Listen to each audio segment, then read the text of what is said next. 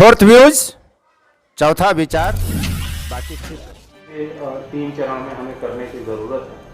और एक बार जब हम ईवीएम को यूज़ कर लेते हैं तो उसका डीएमएम जिसमें सारा रिकॉर्ड होता है वो निकाल के हम रख लेते हैं और ईवीएम की क्लीनिंग होती है, फर्स्ट लेवल चेक हम उसको कहते हैं, और फिर उसे उपयोग लायक बना करके तब हम अगले राउंड का चुनाव करते हैं। इसमें 15-20 दिन का समय लगता है, तो उतना गैप हमें हर चरण में देना पड़ता है। तो प्रथम चरण में हम 85 जनपद पंचायत ले रहे हैं। इसमें 6283 ग्राम पंचायतें होंगी और मतदान केंद्र 19,998 होंगे।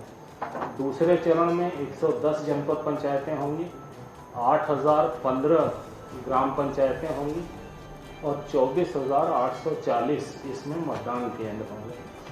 तीसरे चरण में 118 जनपद पंचायतें होंगी, 8,397 ग्राम पंचायतें ली जाएंगी और 26,560 मतदान केंद्र होंगे। इसमें कुल मिला के 313 जनपद पंचायतें, 22,695 ग्राम पंचायतें और 71,398 मतदान केंद्र होंगे। एक चरण में जिन जिलों को लिया जाएगा उनकी संख्या है 9। दो चरण में जिन जिलों को लेंगे उनकी संख्या है 7। बाकी 36 जिलों को हम 3 चरण में लेंगे। जिन्हें एक चरण में लेंगे उनका नाम है दतिया। ये जो 1 चरण, 2 चरण, 3 चरण, ये हमने लगातार कलेक्टरों से, डिस्ट्रिक्ट एडमिनिस्ट्रेशन से बात करके तय किया है कि कहाँ एक चरण में डिस्ट्रिक्ट एडमिनिस्ट्रेशन करा लेगा, कहाँ 2 लगेगा, कहाँ 3 लगेगा। प्रथम एक चरण में होने वाले ज़िले हैं 9: दतिया, हरदा, नरसिंहपुर, पन्ना, अलीराजपुर, निवाड़ी, इंदौर, ग्वालियर और भोपाल।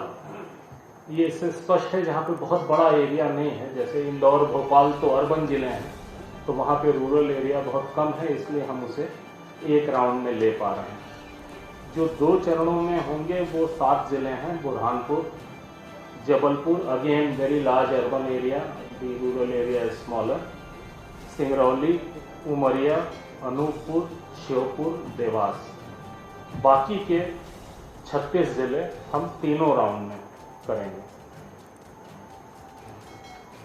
1/1/2021 की स्थिति की मतदाता सूची का अंतिम प्रकाशन हम 3 मार्च 2021 को कर चुके हैं और इस मतदाता सूची के अनुसार 3,92,00,000 मतदाता हैं। इनमें पुरुष मतदाता 2,16,00,000 और 1,90,00,000 महिला मतदाता, अन्य मतदाता 1,044।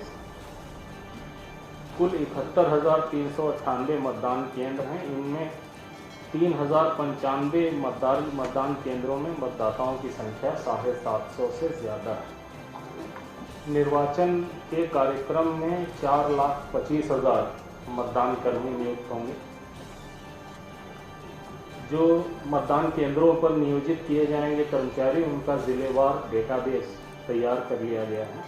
प्रत्येक मतदान केंद्र पर 1 पीठासीन अधिकारी और 4 मतदान अधिकारी नियुक्त होंगे। जहां 750 से ज़्यादा मतदाता हैं, इनकी संख्या बहुत ही कम है, वहां पे अतिरिक्त मतदान कर्मी नियुक्त किया जाएगा। पंचायत निर्वाचन हेतु जिस विकासखंड में निर्वाचन संपन्न होगा, जिले के भीतर उससे भिन्न विकासखंड के कर्मचारी रैंडमाइजेशन पद्धति से नियोजित किए जाएंगे ताकि वहीं का कोई आदमी वहां पर ड्यूटी न करे। कोविड प्रोटोकॉल को दृष्टिगत रखते हुए मतदान कर्मियों के तीसरे रैंडमाइजेशन का समय मतदान प्रारंभ होने से 24 घंटे के पूर्व के स्थान पर 48 घंटे पूर्व किया गया है। पहले 24 घंटे पहले करते थे, अब 48 घंटे पहले करेंगे। पंचायतों के आम निर्वाचन के लिए पंच, सरपंच, जनपद पंचायत सदस्य एवं जिला पंचायत सदस्य का निर्वाचन प्रत्यक्ष मतदान प्रणाली से होगा। पंच एवं सरपंच का निर्वाचन मतपत्र पर, मतांकन उपरांत मतपेटी के माध्यम से, तथा जनपद पंचायत सदस्य एवं जिला पंचायत सदस्य का निर्वाचन ईवीएम के माध्यम से संपन्न होगा। निर्वाचन में विभिन्न पदों हेतु मतपत्रों का रंग अलग अलग होगा। जिला पंचायत सदस्य के लिए गुलाबी, जनपद पंचायत सदस्य के लिए पीला, सरपंच के लिए नीला और पंच के लिए सफ़ेद। चूँकि वही मतदाता इन चारों पदों के लिए वोटिंग करेगा, इसलिए ये कंफ्यूजन दूर करना है। डेट ही बताने जा रहा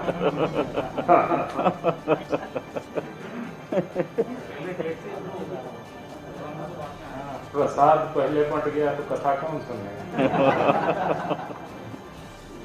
जो ये चीज़ें भी उतनी ही इम्पोर्टेंट है जितनी इम्पोर्टेंट डेट है, और ये डिसेमिनेट होना पब्लिक को ज़रूरी है आपके माध्यम से। हम तो अपनी ओर से और जिला प्रशासन के माध्यम से कोशिश कर ही रहे हैं, लेकिन हमारी रीच कभी उतनी नहीं हो सकती जितनी रीच आपकी है।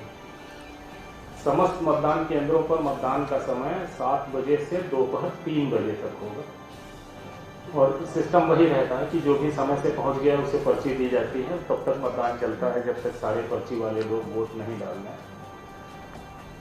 मतदान हेतु मतदाता को आयोग द्वारा विहित 23 पहचान पत्रों में से कोई एक पहचान पत्र साथ में लाना होगा। आइडेंटिफिकेशन जरूरी है। पंच एवं सरपंच पद की मतगणना मतदान समाप्ति के बाद मतदान केंद्र पर ही की जाएगी। जनपद पंचायत सदस्य एवं जिला पंचायत सदस्य के पदों हेतु ईवीएम से मतगणना विकासखंड मुख्यालय पर की जाएगी। पंच सरपंच पद की मतगणना का सारणीकरण एवं परिणाम की घोषणा विकासखंड मुख्यालय पर की जाएगी। जनपद पंचायत सदस्य के मतों का सारणीकरण एवं परिणाम की घोषणा विकासखंड मुख्यालय पर ही की जाएगी। जिला पंचायत सदस्य के लिए मतों का विकासखंड स्तरीय सारणीकरण उपरांत जिला मुख्यालय पर सारणीकरण करते हुए निर्वाचन परिणाम की घोषणा की जाएगी। पंचायत के इस चुनाव के लिए हमारे पास कुल 55,000 ईवीएम उपलब्ध हैं। विभिन्न चरणों में हम जो ईवीएम का इस्तेमाल कर रहे हैं रिजर्व ईवीएम जोड़ करके, प्रथम चरण में 26,910, द्वितीय चरण में 35,657 और तृतीय चरण में 35,797। इससे पता लगता है कितने ईवीएम हमें लगते हैं, और चूंकि केवल 55,000 हैं, इस कारण से हमें कई राउंड में जाना पड़ रहा है। हर विकास खंड में रिजर्व ईवीएम उतनी होगी जितनी ग्राम पंचायतें हैं उस विकास खंड में। आयोग द्वारा प्रयुक्त ईवीएम में मतदान का डेटा सुरक्षित रखने के लिए डीएमएम होता है हमारे पास, डिटैचेबल मेमोरी मॉड्यूल, उसे हम अलग कर लेते हैं। उसके बाद ईवीएम की फर्स्ट लेवल चेक करके फिर उसको दोबारा इस्तेमाल करते हैं। प्रत्येक चरण की मतगणना के बाद जो ईवीएम का डीएमएम है उसे अलग करके फिर हम सील बंद कर लेते हैं। एक चरण में उपयोग करके जो मुक्त हुई उसका फर्स्ट लेवल चेक, जैसा हमने बताया, वो करने के बाद ही उसे अगले इलेक्शन में यूज करते हैं। जो त्रिस्तरीय पंचायतों के विभिन्न पदों यानी पंच, सरपंच, जनपद पंचायत, जिला पंचायत के लिए एक इंटीग्रेटेड एकीकृत नाम निर्देशन पत्र की व्यवस्था की गई है।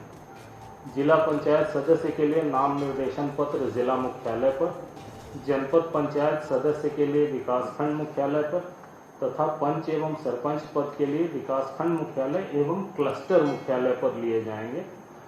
जो डिस्ट्रिक्ट एडमिनिस्ट्रेशन ग्राम पंचायतों को समूहबद्ध करके क्लस्टर का निर्माण करेगा, जहां पर यह अग्रिम कार्रवाई होगी।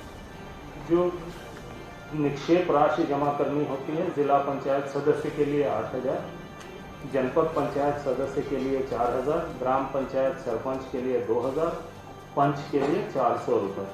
लेकिन अनुसूचित जाति, अनुसूचित जनजाति, अन्य पिछड़ा वर्ग एवं महिला अभ्यर्थी के मामले में ये निक्षेप राशि आधी जमा करनी पड़ेगी। पंच पद के लिए नाम निर्देशन पत्र के साथ अभ्यर्थी को निर्धारित प्रारूप में घोषणा पत्र प्रस्तुत करना है, बाकी को शपथ पत्र प्रस्तुत करना है। पंच के लिए केवल घोषणा पत्र काफी है। रिटर्निंग ऑफिसर द्वारा इस जानकारी का सार्वजनिक प्रदर्शन अपने कार्यालय के सूचना पटल पर किया जाएगा। जो ये जानकारी देंगे वो सार्वजनिक की जाएगी। रिटर्निंग ऑफिसर के कक्ष में नाम निर्देशन प्रस्तुत किए जाने के दौरान अभ्यर्थी के साथ अधिकतम 2 व्यक्ति प्रवेश कर सकेंगे, ज़्यादा भीड़ नहीं जाएगी। नामांकन के प्रयोजन के लिए वाहनों की संख्या 2 तक सीमित की गई।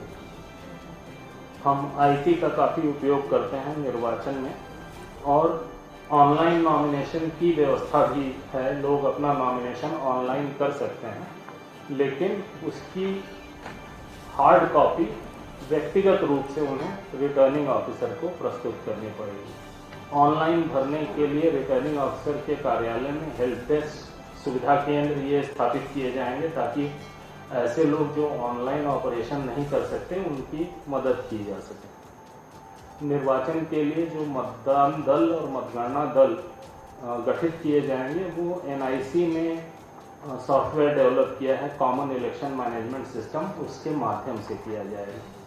मतदाता सूची में दर्ज नाम की जानकारी आयोग की वेबसाइट mplocalelection.gov.in पर अथवा चुनाव मोबाइल ऐप के माध्यम से प्राप्त की जा सकती है। सहज सुलभ है, कोई भी अपना नाम देख सकता है।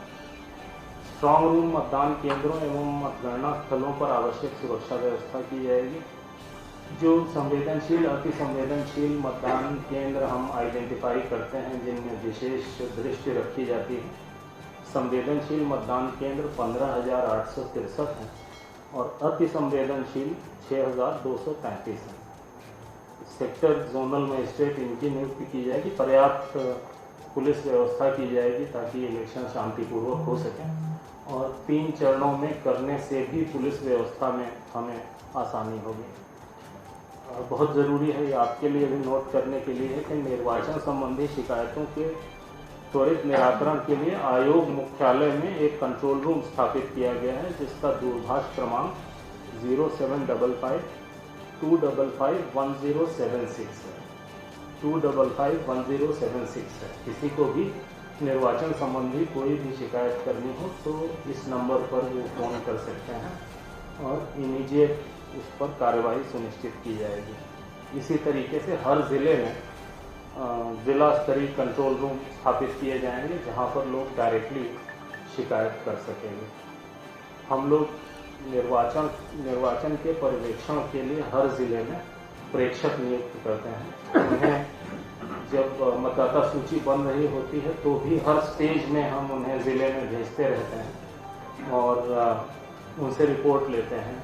बहुत सारी वोटर लिस्ट को लेकर शिकायतें हमें मिली थी, कुछ हमने ज़िला प्रशासन से जांच कराई, कुछ हमने अपने प्रेक्षकों से जांच कराई और ऐसी शिकायतें जो हमें लगी कि बहुत सीरियस नेचर की हैं उसमें ज़िला प्रशासन के साथ साथ हमने पैरेलल जांच अपने प्रेक्षक से भी कराई ताकि सही स्थिति ज़्यादा हमारे सामने स्पष्ट हो सके। मतदाता जागरूकता के लिए systematic education, nurturing, sensitisation, electorate से संबंधित गतिविधियों का आयोजन करते हैं हम लोग कंटिन्यूअसली, अभी इस बीच में और करेंगे। मतदाताओं को EVM की कार्यप्रणाली से अवगत कराते हुए अधिक से अधिक मतदान करने के लिए प्रेरित किया जा रहा है। हमारी जिम्मेदारियों में से एक जिम्मेदारी ये भी है कि ज़्यादा से ज़्यादा लोग चुनाव में भाग लें। मतदान के दौरान कोविड संक्रमण से बचाव के लिए हमने क्या क्या प्रबंध किए हैं ये भी हम मतदाताओं को लगातार बताते जा रहे हैं ताकि उन्हें पता लगे कि उनकी सुरक्षा के लिए क्या किया जा रहा है, उसके साथ साथ उन्हें खुद अपनी सुरक्षा के लिए क्या करना है ये जानकारी दी जा रही है। आज जैसे ही चुनाव की घोषणा होती है वैसे ही आदर्श आचरण संहिता लागू हो जाएगी। मतदाताओं को प्रभावित करने संबंधी घटनाओं पर नियंत्रण के लिए आदर्श आचरण संहिता लगती है और परिणाम घोषित होने तक ये प्रभावशील रहेगी। आदर्श आचरण संहिता के प्रावधान राजनीतिक दलों पर भी लागू होते हैं, हालांकि चुनाव नॉन पार्टी बेसिस पर होते हैं, लेकिन model code of conduct political parties पर भी लगता है, उन्हें भी इसका पूरी तरीके से पालन करना होता है। अभ्यर्थियों पर शासकीय विभागों, कर्मियों, त्रिस्तरीय पंचायतों के पदाधिकारियों एवं कर्मचारियों सब पर लागू होता है। इनफैक्ट हम जब जैसे ही इलेक्शन डिक्लेयर करते हैं वैसे ही हम चीफ सेक्रेटरी को पत्र लिखते हैं 500 कॉपियों के साथ आदर्श आचरण संहिता की कि वो हर विभाग तक वो पहुंचा दें और उन्हें इंस्ट्रक्ट करें कि ये आदर्श आचरण संहिता है। पूरी की पूरी गवर्नमेंट, सारे के सारे सरकारी विभाग इसका पालन करें। निर्वाचन के दौरान किसी भी अभ्यर्थी को प्रचार हेतु सभा, रैली, जुलूस आदि आयोजन के पूर्व सक्षम प्राधिकारी की अनुमति लेना अनिवार्य होगा। मतदान समाप्ति के समय से 48 घंटे पूर्व की कालावधि के दौरान सार्वजनिक सभा, जुलूस, रैली आदि पर प्रतिबंध रहेगा। अंतिम पैराग्राफ तक पहुंचा हूं, धीरे छूट गया। ये सब नहीं मिलेगा आपको, मुद्दे की बात मिलेगी। नहीं, आपका सदैव स्वागत है। हम भागते इसलिए हैं क्योंकि आप केवल डेट पूछते हो जो हम बता नहीं सकते। आज हम बता सकते हैं, तो हमने खुद सबको बुलाया। ठीक है। आयोग ने कोविड से बचाव के लिए ढेर सारे निर्देश जारी किए हैं। वो वही हैं जिनसे आप बार बार परिचित हैं। तो जो आप चाहते हैं वो बता दें आपको।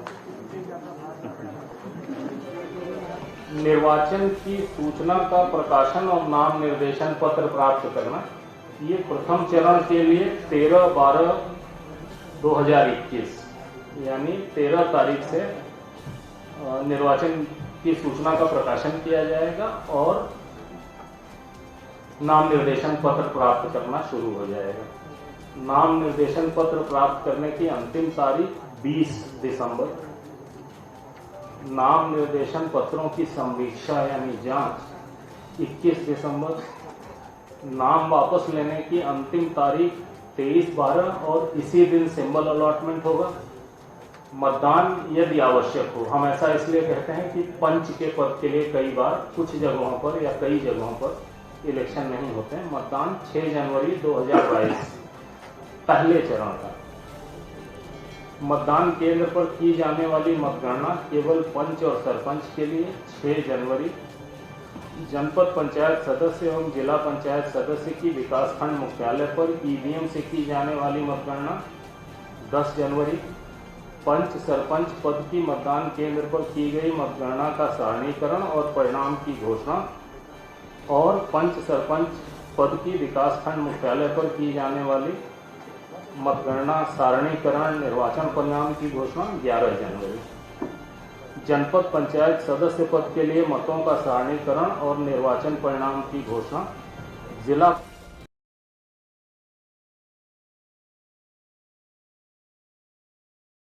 फोर्थ व्यूज, चौथा विचार।